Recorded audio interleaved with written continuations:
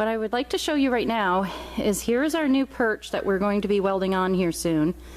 And I want to show you how we go about setting the angles on this tube. Here's the old perch underneath. We picked a center line. I don't know if you can see that or not. We marked it with a Sharpie. And then what we did, we made sure that we followed the center line up to the top perch up here. Now, an important part of it is, let me grab these guys. We need to match the angle from the perch on the bottom to the perch on the top. And the way that we go about doing that is we grab these guys. Let's figure out the right way here to show you.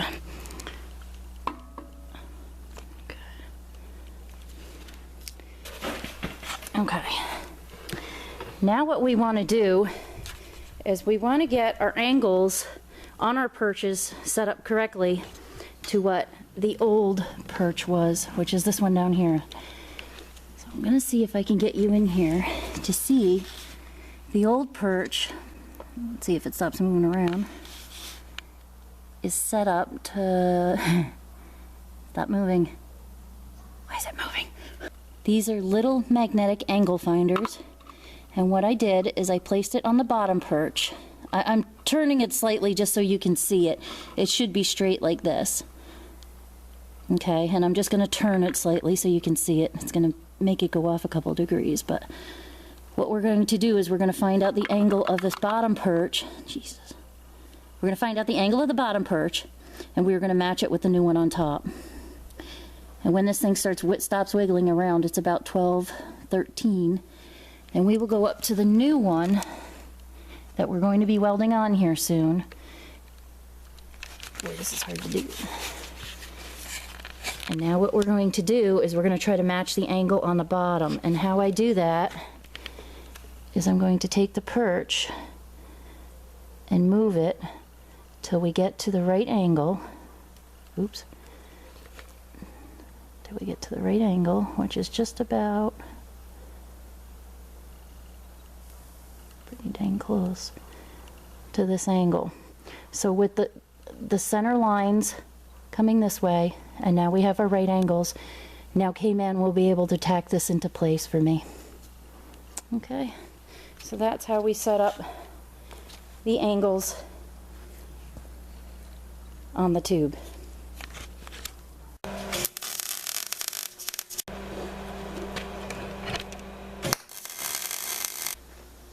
The axle's coming along really good. I'd like to take a moment and talk about the shock mounts. Have you ever been working under your Jeep and you're under there in a contorted kind of position and you're trying to do stuff and you cut yourself on some sharp pointy object that's underneath? Well, yeah, I could see these are going to be a problem because these are pretty pointy. Not really sure if we're going to use these shock mounts yet or not. We're going to leave them on for now, and once it's mocked up and we're getting to that point, we'll make a decision of whether or not we're going to use them. But for now, what we're going to do is we're going to take the grinder and we're going to grind these little these little pointy parts here, the ones that usually cut you. And we're just going to round them off, make it a little more user-friendly while you're laying underneath your Jeep in a contorted position. We had to ensure that we retain the factory caster angle we needed to make sure that the new perches are parallel to the original perches. And in order to do this, we simply used a pair of inexpensive angle finders. And what we did was we compared them to the original perches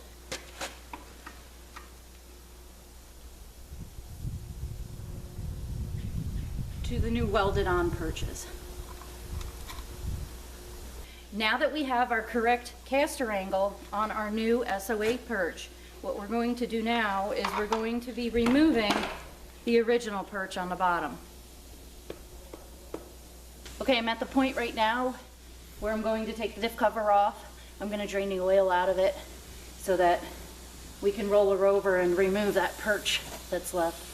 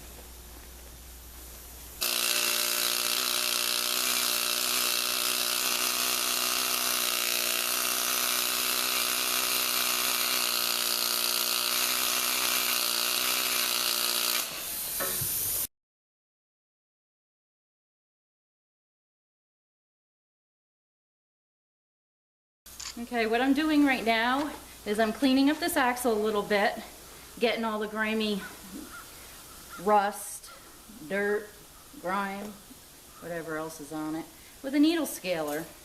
And this is quite interesting. I'll bring it over to show you. It's air fed, and it has all these little spiky things on the end. And when you put the air to it and squeeze the handle, all these things will vibrate. And it's really good to reach in to get into these little tight grooves. And I just go along. I'm not going to do it now because it's going to be really loud if I do it. But I just go through and I'll clean the whole entire axle up, which you will see soon. Now this is a pretty big needle scaler for those little jobs, those little tiny places that you can't really get into. I love it. I have always loved getting tools for Christmas. And I gotta love my youngest little guy. He got me a little needle scaler for those little tiny hard to reach places. You know, those little like nooks and crannies. You know what I'm talking about. What I'm gonna do right now is I'm gonna shave a piece of this casting off here. It's just about 1/4 of an inch. But you know what? That 1/4 of an inch will make a difference, especially with those stumps and those rocks over at the Meadowy Off-Road Park.